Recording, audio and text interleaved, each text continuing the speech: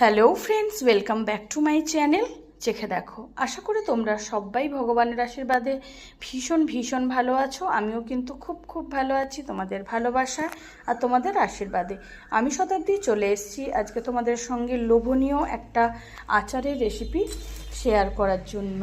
এর আগে বিভিন্ন ধরনের আচারের রেসিপি, চাটনি রেসিপি তোমাদের সঙ্গে শেয়ার করে নিয়েছি, তবে আজকের আবারও একটা লোভনীয় রেসিপি শেয়ার করতে চলেছি। টাইটেল আর থাম্বনেল দেখে তো বুঝেই গেছো কি বানাবো, তাহলে চলো ঝটপট বলে দেরি না করে। আর হ্যাঁ, আজকের ভিডিওটা যেহেতু ইউনিক, তাই তোমাদের সঙ্গে পুরো ভিডিওটা কিন্তু আমি স্টেপ বাই স্টেপ শেয়ার করে নেব। আর এই আচারটা কিভাবে বানালে বছরের পর বছর ভালো থাকবে সেটাও তোমাদেরকে পুরো আচারটা বানাতে বানাতে সেটাও তোমাদের সঙ্গে শেয়ার করে নেব। তো চলো ঝটপট বলে দিই দেরি না করে। আজকের আমি বানাবো চালতার আচার। তো চালতার আচার বানানোর জন্য আমি এখানে চালতা তো নিয়েছি বেশ অনেকটা পরিমাণ চালতা, মানে এখানে বড় সাইজের 5টা চালতা, সেগুলোকে কেটে ভালো করে ধুয়ে নিয়েছি। আর নিয়েছি প্রেশার কুকার। তো সবার প্রথমে আমি চালতাগুলোকে প্রেশার কুকারের মধ্যে নিয়ে নেব। তারপরে চালতাগুলোকে সামান্য পরিমাণ হলুদ দিয়ে বেশ কিছুক্ষণ সিটি দিয়ে সেদ্ধ করে নেব। 5-6টা সিটি দিয়ে চালতাগুলোকে সেদ্ধ করে নেব। তো এখন দিয়ে দিচ্ছি হলুদের গুঁড়ো, তবে খুব বেশি পরিমাণ দিতে হবে না, সামান্য পরিমাণ হলুদের গুঁড়ো দিয়ে দিলাম। আর দিয়ে দেব জল, তবে হ্যাঁ, জলের পরিমাণটা কিন্তু একটু বুঝে শুনে দিতে হবে, কারণ এই জলটা কিন্তু আমি ফেলবো না। তোমরা ভাবছো তো যে জলটা না ফেললে আচারটা কি করে ভালো থাকবে বছরের পর বছর, সেটাও তোমাদের সঙ্গে নিশ্চয়ই পুরো আচারটা বানাতে বানাতে শেয়ার করে নেব। আর যতক্ষণে চালতাটা সেদ্ধ করে ঠান্ডা করছি, তার মাঝখানে বাকি যা কিছু লাগবে, যা মশলা লাগবে, সেগুলোও সব রেডি করে নিচ্ছি। তো এটাকে আমি এখন আঁচে বসিয়ে দেব।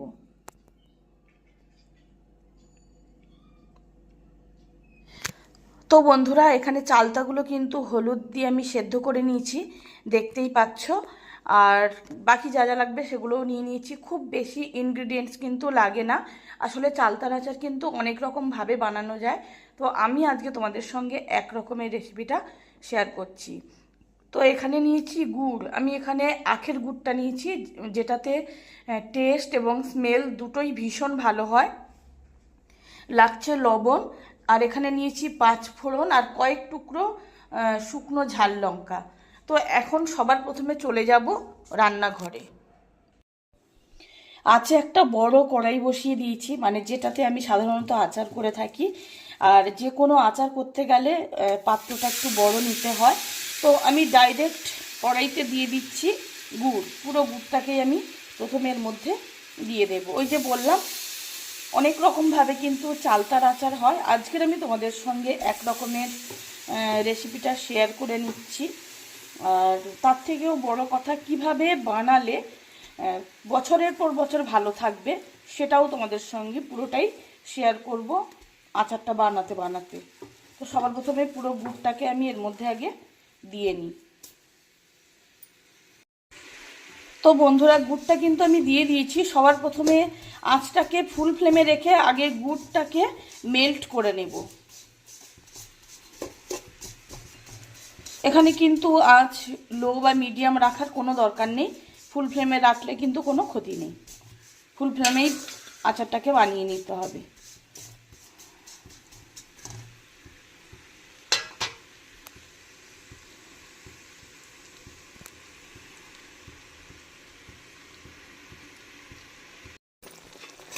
তো বন্ধুরা, তোমরা এখন দেখে বুঝতেই পারছো গুড়টা পুরোপুরি মেল্ট হয়ে গেছে আর টকবক করে ফুটতে শুরু করেছে। আর এদিকে অন্য একটা আছে, আমি একটা ফ্রাইং প্যান বসিয়ে দিয়েছি। তো সেখানে দিয়ে দিচ্ছি 5 ফোড়ন আর শুকনো লঙ্কা। এটাকে আস্তে আস্তে করে ড্রাই রোস্ট করে নেব। আর যতক্ষণে ড্রাই রোস্ট হচ্ছে 5 ফোড়ন আর শুকনো লঙ্কা, তার মাঝখানে আমি চালতাগুলোকে সেদ্ধ করে রাখা চালতাগুলোকে দিয়ে দিচ্ছি গুড়ের মধ্যে, একদম ডাইরেক্ট দিয়ে দেবো।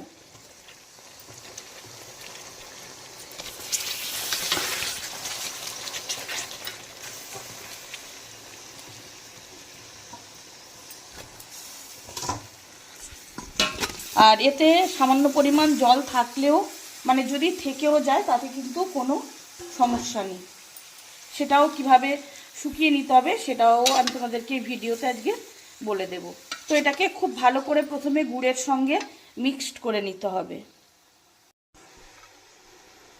চালতাটাকে কিন্তু খুব ভালো করে মিক্সড করে নিয়েছি, দেখতেই পাচ্ছ প্রতিটা চালতার গায়ে কিন্তু গুড়টা খুব ভালো মতো লেগে গেছে। তো এখন আমি এর মধ্যে দিয়ে দেব স্বাদ মতো লবণ। এবার কিন্তু আঁচটাকে পুরোপুরি ফুল ফ্লেমে রেখে পুরো আচারটা আমাকে রেডি করে নিতে হবে।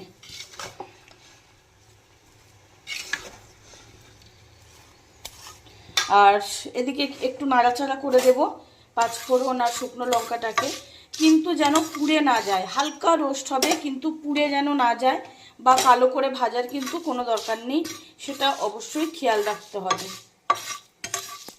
পাঁচফোড়নটা যদি খুব ভালো মতো কালো হয়ে যায় তাহলে কিন্তু তেতো লাগবে, আচারটার কিন্তু তাতে করে টেস্ট অনেকটা নষ্ট হয়ে যাবে।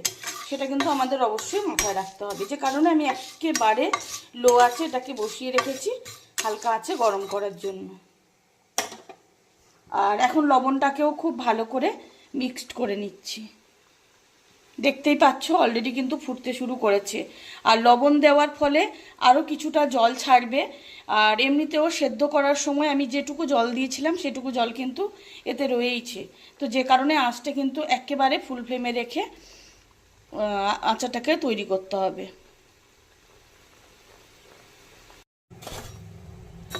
ওদিকে চালতাটা যতক্ষণে গুড়ের মধ্যে ফোটানো হচ্ছে তার মাঝখানে এটাও প্রায় ভাজা ভাজা হয়ে গেছে। এর থেকে কড়া কিন্তু ভাজবো না, তাহলে কিন্তু তেতো হয়ে যাবে।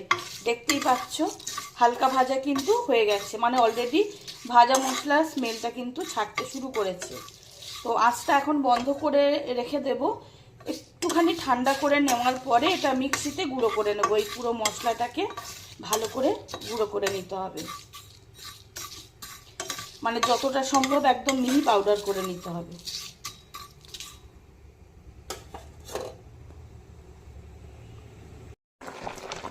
তো বন্ধুরা দেখতেই পাচ্ছ চালতাটা কিন্তু এখন খুব সুন্দর করে টকবক করে ফুটছে। তবে এটা কিন্তু সবে শুরু, এটা কিন্তু একটু মানে আমি যেভাবে বানাই, যেভাবে বানালে বছরের পর বছর ভালো থাকে, সেটা করতে গেলে কিন্তু একটু সময় নিয়ে ধৈর্য ধরে আচারটাকে বানাতে হয়। আর এটা যে পর্যায়ে এসছে, সত্যি কথা বলতে বন্ধুরা, দোকানে যেসব চালতার আচার কিনতে পাওয়া যায় যেগুলো বলা ভালো ব্যবসার জন্য, সেরকম হলে কিন্তু এরকম অবস্থাতেও কিন্তু নামিয়ে নেওয়া যায়। কিন্তু যেহেতু আমরা ঘরোয়াভাবে কী জন্য বানাই, যাতে বছরের পর বছর রেখে অনেক দিন খাওয়া যায়, তো সেক্ষেত্রে কিন্তু অনেকটা সময় নিয়ে ধৈর্য ধরে আচারটা বানাতে হয়। তো চালতাটা যেমন ফুটছে ফুটুক, আমি ওদিকে পাঁচফোড়ন আর শুকনো ঝাল লঙ্কার মিহি পাউডারটা আমি রেডি করে নেব। আর যে কোনো আচার বানাতে গেলে বেশ বড় একটা জায়গার দরকার হয়, কেন সেটা আমি তোমাদেরকে কিছুক্ষণ পরে দেখাবো আর বলবো। তো বন্ধুরা এখন তোমরা দেখতেই পাচ্ছ কালারটা কি অপূর্ব অলরেডি এসে গেছে, আর অনেকটা পরিমাণ জল কিন্তু বেরিয়েছে। যেটুকু সামান্য জল ছিল আর লবণটা দেওয়ার ফলে চালতার থেকে কিন্তু প্রচুর পরিমাণে জল বেরোয়, কিন্তু এখনই তাই বলে আচারটা কিন্তু রেডি হয়নি। কারণ এই জলটা পুরো শুকিয়ে একদম আঠা আঠা হয়ে যাওয়া পর্যন্ত কিন্তু আমাকে চালতাটাকে ফোটাতে হবে। আর বারবার করে কিন্তু আমি নাড়াচাড়া করে দিচ্ছি, বারবার করে উপর নিচ করে দিচ্ছি, যাতে সমানভাবে নুন মিষ্টিটা খুব ভালো মতো ঢোকে। আমার ওদিকে ভাজা মশলার পাউডার কিন্তু রেডি, কিন্তু এখনই দেওয়া যাবে না, তাহলে কিন্তু বেশি ফোটালে তেতো হয়ে যাবে। আর সত্যি কথা বলতে একটা অপূর্ব স্মেল কিন্তু অলরেডি ছাড়তে শুরু করেছে। চালতার নিজস্ব তো একটা স্মেল রয়েছে, তার সঙ্গে আখের গুড় তারও একটা অপূর্ব স্মেল রয়েছে। তো সব মিলিয়ে একদম পুরো ঘরটা পুরো ভরে গেছে। তো আরও বেশ কিছুক্ষণ এটাকে ফোটানোর পরে আমি ভাজা মশলাটা দিয়ে দেব। এখন কিন্তু বন্ধুরা দেখে বুঝতেই পারছো জলটা কিন্তু অনেকটাই শুকিয়ে গেছে। আরও প্রায় 10-15 মিনিট সময় লেগে গেল জলটাকে টানাতে। জলটা টানানোর থেকেও বড় কথা, এই জলটা একেবারেই মানে শুকিয়ে ফেলতে হবে। আচারটা যত শেষের দিকে যাবে জলটা কিন্তু আস্তে আস্তে পুরোপুরি শুকিয়ে যাবে। তো এখন আমি দিয়ে দিচ্ছি ড্রাই রোস্টেড ভাজা মশলা, মানে পাঁচফোড়ন আর শুকনো লঙ্কার মিহি পাউডারটা দিয়ে দিলাম। এখন এটাকে আবারও খুব ভালো করে মিক্সড করে নিতে হবে। যাতে করে প্রতিটা চালতার মধ্যে বা ওর যে গ্রেভিটা তার মধ্যেও যাতে খুব সুন্দরভাবে মশলার ফ্লেভারটা ঢোকে, সেটা কিন্তু খেয়াল করতে হবে। আবারও তোমাদেরকে মানে কথাটা রিপিট করছি, চালতার আচার কিন্তু অনেক রকমভাবে করা যায়। আমি তোমাদের সঙ্গে আজকের এক রকমের রেসিপি শেয়ার করছি, পরে আবারও নতুনত্ব কোনো রেসিপি নিশ্চয়ই তোমাদের সঙ্গে শেয়ার করে নেব। তো আপাতত মশলাটাকে খুব ভালো করে এখন মিক্সড করে নিতে হবে।